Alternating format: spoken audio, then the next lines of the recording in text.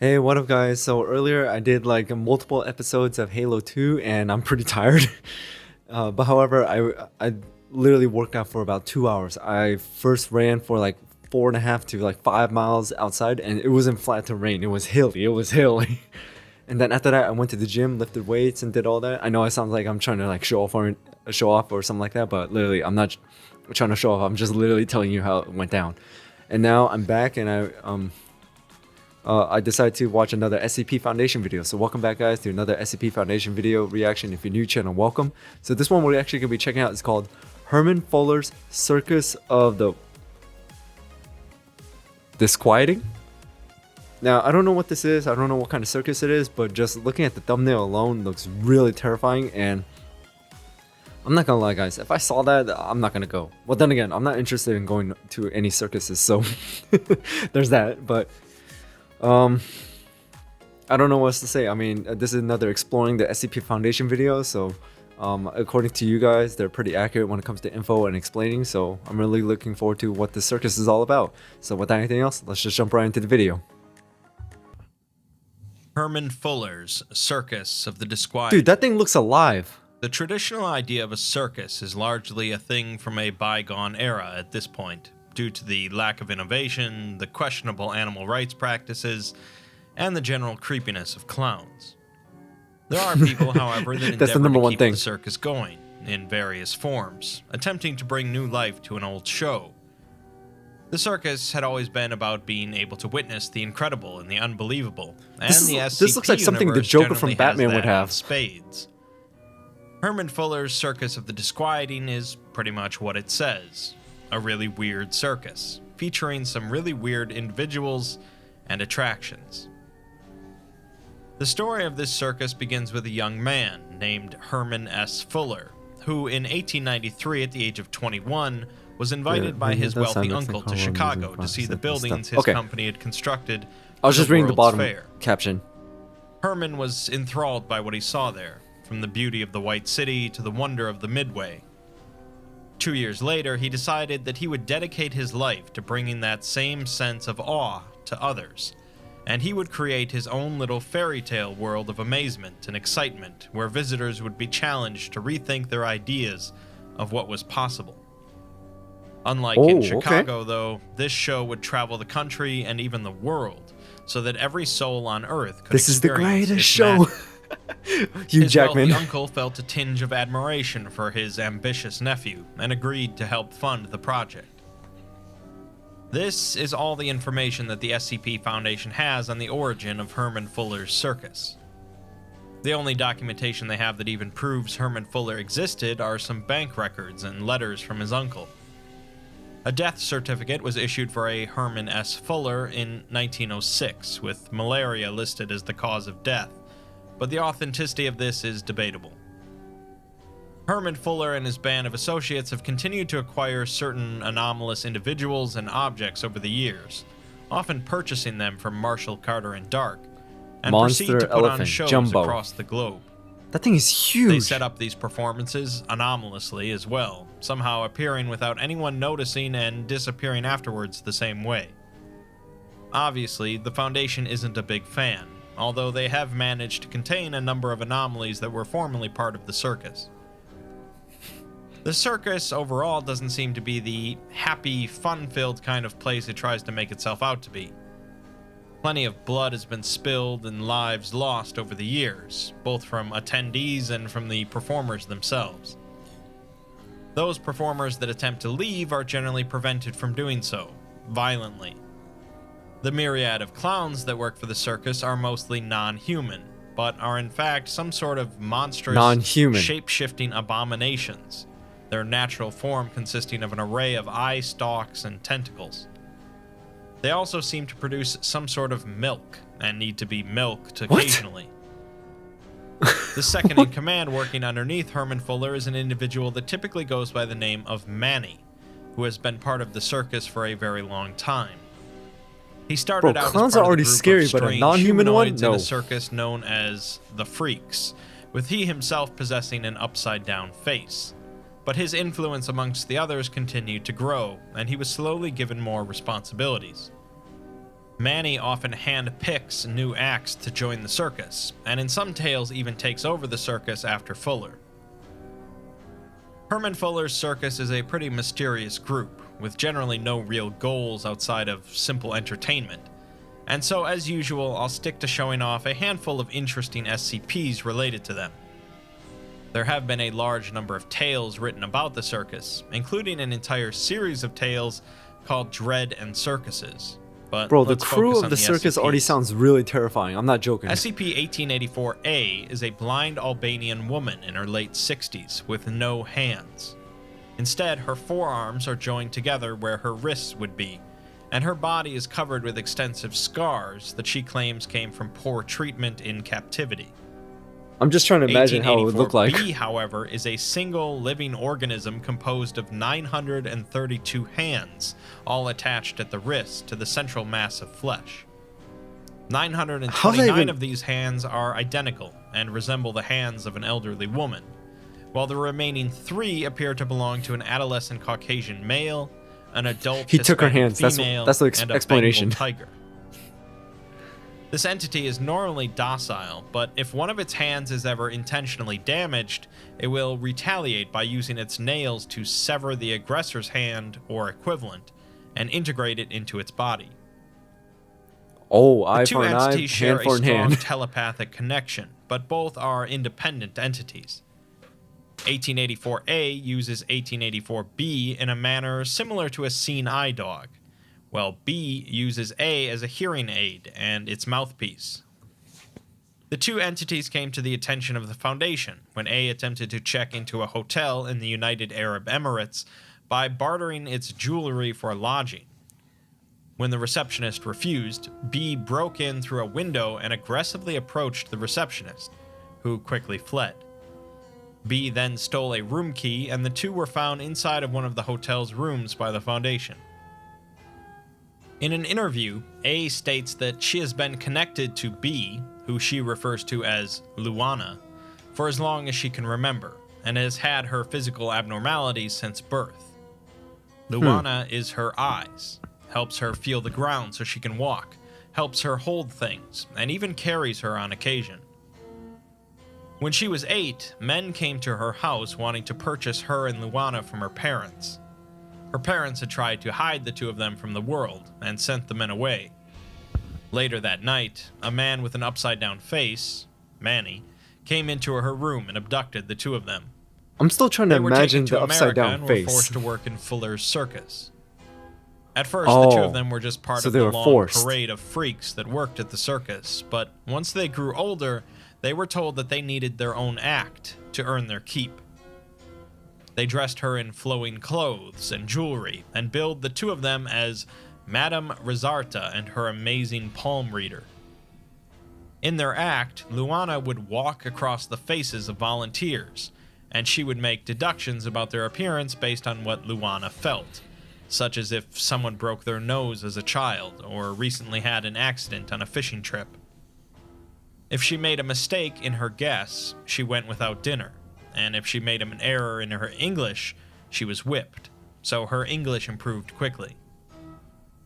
As the circus grew and started touring the world, she was forced to learn many more languages, being currently fluent in Albanian, English, Cantonese, German, Japanese, Mandarin, and modern standard Arabic, with rudimentary knowledge of a handful of others.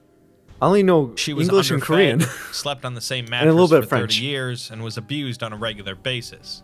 Oh, that's horrible. If Luana tried to rebel, she was whipped instead, as her skin is thinner and it hurt both of them. They only attempted to escape twice, once shortly after they arrived, and again successfully much later on.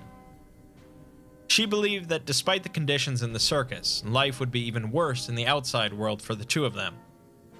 The second escape because of attempt was their very appearances and spontaneous on everything. Luana's part, killing the guard outside of their tent while A slept. When she woke up, she was very afraid and almost didn't want to attempt to flee, but she was even more scared of what Manny would do if he learned that Luana had become dangerous. They didn't run far before stopping at the hotel, and Luana didn't listen when she told her to wait outside.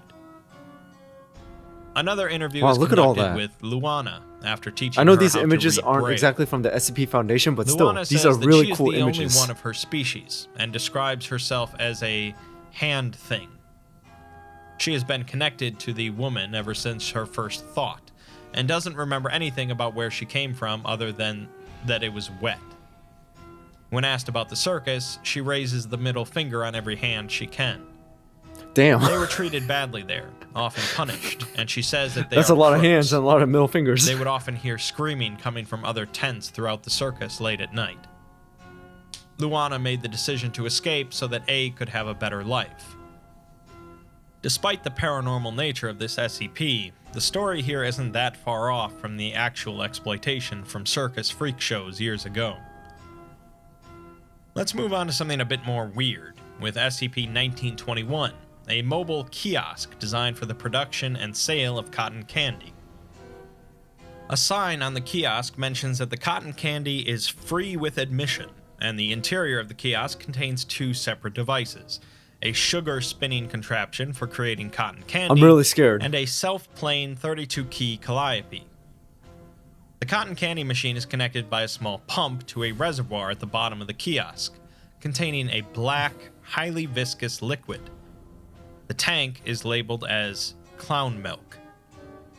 When a subject consumes this liquid, their serotonin levels will immediately increase to the point of cardiac arrest. Serotonin is a neurotransmitter believed to be linked with feelings of happiness. The cotton So candy you're gonna produced by die- the kiosk's you're gonna machine die is happy. invariably black, thanks to the presence of the clown milk. When the candy comes into contact with human saliva, it contracts and shrinks, but once inside of their digestive system, it will expand to 3 times its original size. It will proceed to fill the subject's digestive tract, and then integrate itself with the subject's central nervous system, primarily accumulating in and around the subject's brain. This process typically goes unnoticed by affected subjects, aside Damn, from a cardiac slight arrest from a tickling cotton sensation. candy. The calliope plays music capable of being heard by listeners up to over a kilometer away, despite it not being particularly loud.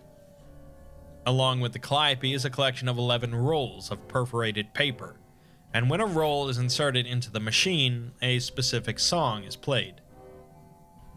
The real anomalous effect is when one of these songs is played while a person who has consumed the cotton candy is within listening range. The first song causes subjects to not consider anomalous phenomena out of the ordinary, which is likely a principal part of the circus putting on a show. The second song causes increased levels of serotonin and dopamine, with an inability to concentrate on any topic that they find unpleasant.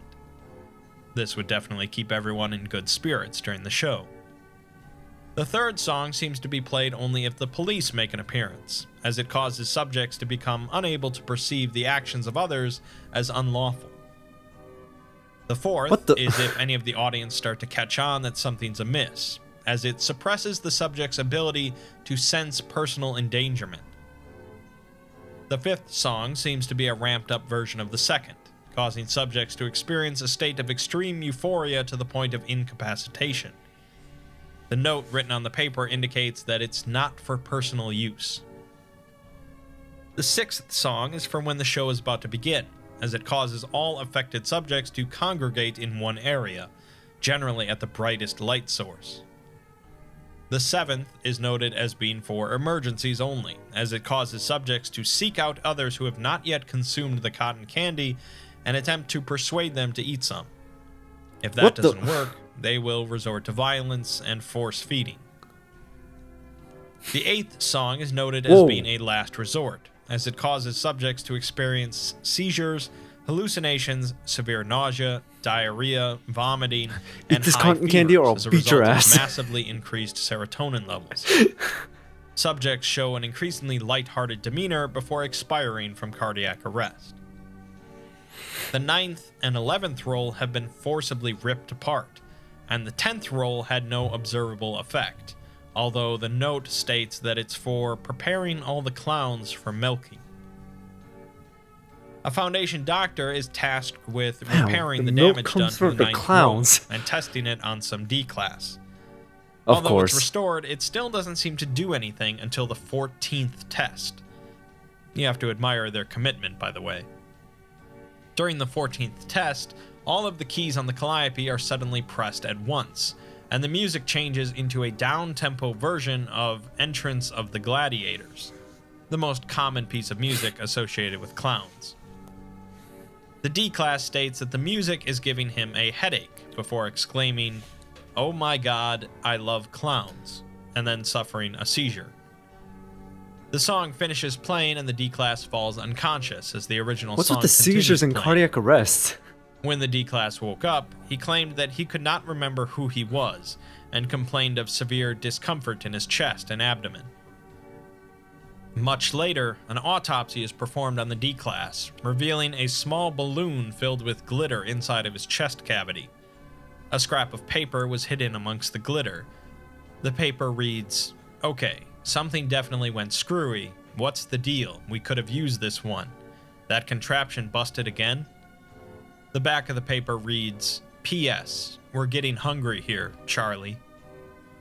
Keeping in mind that most of the clowns in Herman Fuller's circus are monstrous abominations, I think it's best if the Foundation stops testing. Speaking of clowns, Balloon in the chest SCP-2912 cavity? is the designation for a set of 3 of them, recovered after a raid on a fairground where Herman Fuller hosted a show.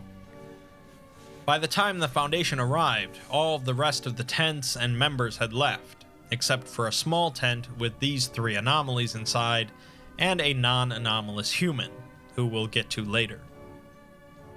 SCP-2912-1 has an almost entirely spherical body, with its legs, arms, and head heavily atrophied, and no skeletal system to speak of.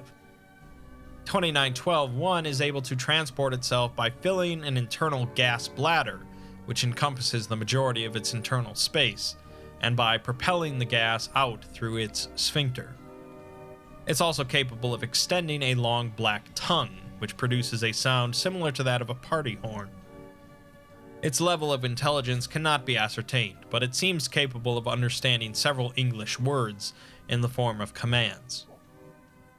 Okay. 2912-2 is an some unusually intelligence. tall and spindly humanoid with a bloated left hand and abdomen. It's capable of producing various forms of music through different bodily functions, such as using its vertebra like a xylophone, slapping its large, flat left hand onto its bloated abdomen like a bass drum, and making a vocalization that researchers have described as a cross between an accordion and an early electronic musical instrument. Its face lacks eyes, but it has a bulbous red nose that it is capable of honking, and large mouth devoid of lips. I think it's talking Music about the one on the produced by left. it triggers strong emotional responses among listeners, although whether Dude, this look at is the an stomach. anomalous phenomena or not is unknown. 2912-3 more closely resembles a human, with the appearance of face paint on its face. The only vocalization it's capable of is laughter, which causes uncontrollable laughter among listeners, lasting anywhere from 6 to 32 hours. It also is Jeez. capable of creating cream pies out of thin air, possibly by transmuting and teleporting nearby matter to itself. Must be the one on the right. The non-anomalous human that was found with them is a Caucasian male, believed to be between 40 to 60 years old, who provided his name as Dick C. Normus. The interview conducted with the man is laced with heavy profanity, as he doesn't seem pleased to be in containment, claiming that Mr. Fuller isn't exactly known for his patience. He says that his job within the circus is clown breeder, and so was his father and his father's father. When asked what the job entails, he calls the researcher stupid and says that it's right in the name. He breeds clowns. Back in the old days, they didn't have clown breeders. Instead, they had child breakers, who transformed children into freaks through some sort of anomalous means. Around a month and a half after entering containment, the 3 anomalous clowns all exploded inside of their containment cells, with no changes in their behavior prior to this event. Their containment cells were coated with blood, viscera, confetti, and a viscous black liquid. When asked about the incident, So is the it man black angrily liquid? stated that they forgot to milk the clowns, and they've ruined a decade of work. 5 weeks later, an anomalous individual somehow entered the man's containment cell, implied to be Manny. We only hear audio from the man, who at first believes that he's being rescued, as he says that he's the best clown breeder that Mr. Fuller has. Is it mirrored? Does it look Instead, like the real man horses dies or as something Manny else on that approaches him, merry-go-round? with an autopsy revealing the cause of death to be a heart attack. It seems Herman Fuller values his secrecy quite a bit. Finally, we have SCP-2094, who provides quite a bit more insight into how it is working in the circus, or at least one perspective of how it might be. 2094 is a human male of European descent in his 30s who speaks American English with a New York City dialect. He possesses exceptional non-anomalous manual dexterity with a proficiency in juggling, but his anomalous trait is focused around his mouth. His lower jaw and facial muscles can be stretched up to 2 meters in any direction without causing considerable pain or injury, and any physical matter that enters his mouth can be redirected into an extra-dimensional space. There seems to be no limit to the amount of matter that he can store in this space. The weight of objects inside have no bearing on him, and he suffers no discomfort or impaired mobility from stored objects. He was recovered in an open field in Japan, along with a bunch of non-anomalous objects related to the circus. In Japan, wow. He was locked inside of a large antique trunk bearing the words 4 SE on its top panel. During initial containment, his storage space was emptied out, revealing a large collection of objects, including wooden juggling clubs, an accordion, a filled suitcase, a fully functional 1962 Maserati 3500 coupe, an operational submachine gun circa 1959, a fire-breathing torch, and a plastic trunk containing 45 bottles of kerosene. An interview is conducted by Dr. O'Sullivan the day after 2094 is taken into Bro, look at that containment. elephant. It's immediately evident that 2094 is highly talkative and quite jovial, making a number of jokes about the situation and O'Sullivan's last name. When asked about the Circus of the Disquieting, 2094 says that it's a grand place with lovely people, and the doctor should go see it sometime. When the doctor says that he would very much like to see it and asks how to find it, 2094 says that you don't find the circus, it finds you. As you go through a dull life of drudgery and you're starting to feel like there's nothing worth living for, the circus will make an appearance to remind you that there's still some magic left in the world. The doctor then asks about a man at the circus with an upside-down face, Manny. 2094 says that he's a very memorable fellow, good with kids, excellent performer, and diligent leader, who's usually off doing his own thing as he's very busy. O'Sullivan asks when 2094 first met Manny, but he says that the doctor doesn't really want to hear about that. He'd rather hear his impression of Jane Fonda. The doctor reassures him that it's okay for him to talk about his experience at the circus, if there was any abuse, as he's safe from his captors now. 2094 says that nothing could be further from the truth, and that the people at the circus are saints. He ran away from home, and they welcomed him with open arms. He's encouraged to open up more about how he started at the circus, so he talks about his youth. When he was 8, he lived with his alcoholic mother, and the two hated one another. She resented his abnormality and kept him holed up in their home, as she was worried he would eat someone. It didn't occur to him to ever leave until one night when he was visited by Manny at his bedroom window, who told him that freaks didn't belong cooped up in boxes their whole lives. Manny said that they belong out in the world, sharing their gifts and making people laugh and scream and puke. He then told him of a place where he'd be loved by hundreds and be a star with a real family. 2094 went along with Manny, his mother too drunk to notice, and he says it was the best decision of his life. He says he wasn't treated badly at the circus, as he was fed and had a bed to sleep in, with an occasional whooping now and again. Damn. Overall, they made him feel like part of the family, and when you're part It says of a family, murderous you don't just turn clowns on around it. and sell them That's out not a good to sign. the SCP Foundation. It seems that whoever wrote 4 SE on the trunk wanted the SCP Foundation to retrieve it. When asked about why he was locked in the trunk, 2094 goes silent, and says that he's done enough talking. 8 months later, another interview is conducted, in which 2094 expresses his discontent for his containment, complaining about bad food, a hard bed, and the lack of 2-ply toilet paper. Dr. O'Sullivan says that things could be made better if he would provide some more information about the circus, but 2094 is still adamant about not wanting to provide sensitive info about his family. O'Sullivan says it doesn't have to be sensitive, just general information about his life there.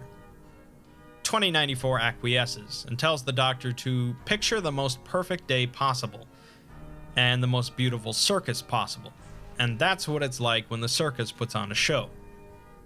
Things tend to get chaotic more often than not, but when they're Have ready you guys to ever bring in been an to a audience, circus? Please everything put it down in is the comments picture below. perfect. It seems that this takes place in the Dread and Circus's timeline, in which Herman Fuller is no longer running the show, but rather a female clown named Icky. When 2094 first The arrived, name's already he bad was rather news. shy and overwhelmed, and was given the job of being a human clown car. He would go on stage and open his mouth to let loose a parade of clowns. After that, he picked up some juggling from someone named Scythe, who, in addition to being a juggler, could also be stabbed throughout his entire body without being affected. He later died by being set on fire on stage. After a while, 2094 became more comfortable at the circus and started to assert himself, moving on from the human clown car into juggling random objects and swallowing them. He knew he needed to do better than that to avoid being relegated to the den of freaks, so in his teens he decided to try devouring an entire person. He put a plant in the audience, called them up, and then swallowed them in one gulp. He says it was alright and nicely provocative since it was always a woman, but then he got someone named Theodore involved, who could turn himself inside out. He also had a talent for gymnastics, so Theodore would leap off a diving board, flip inside out, and land directly in 2094's mouth, which turned out to be a big hit. Like all things though, the act got stale after a while, so he had to come up with something new again. While talking to a fellow performer, the other individual said that he'd barf a swarm of bees on his face if he didn't shut his motor mouth. 2094 liked it enough to take on the title of Motor Mouth, and came up with the idea of having a car speed off a ramp straight into his open mouth. Again, it was also a big hit, and legitimately dangerous, as he likely wouldn't have survived if the car missed and hit his face. Motor Mouth became a legend among the circus, receiving top billing status. That's where his story ends though, as he doesn't reveal why he ended up in the box. A couple of months after this interview, 2094 was found in a state of extreme distress, but he was successfully restrained and sedated. Immediately prior to the incident, 2094 is heard seemingly speaking to himself in his cell, screaming for someone or something to stop as he clutches his head. He then leaps from his bed and begins knocking his head against the wall, asking whomever to not take anything. He then falls to the floor and screams, telling Manny that it's all he has. It's revealed after he wakes up from sedation that he is suffering from severe retrograde amnesia, specifically in memories related to his time in the circus. Basically, Manny somehow was able to rip 2094's memories of the circus out of his head so that he wouldn't talk, which fits with what we've seen before. O'Sullivan is reprimanded for not being more effective in retrieving information prior to this, and is removed from his post as lead researcher. SCP-2094 entered a state of severe depression after this, and Dr. Miranda Aniston took over research. In a letter to the site director, Dr. Aniston explains 2094's extreme change in personality, his depression, severe anxiety, and his constant state of terror. He is now visibly nervous around interviewers, and has shown a marked decrease in its interest in physical activity, including juggling. She says that there's only so much he can do at this point, especially with his unstable mental state, and it's unlikely that he'll ever return to his previous disposition.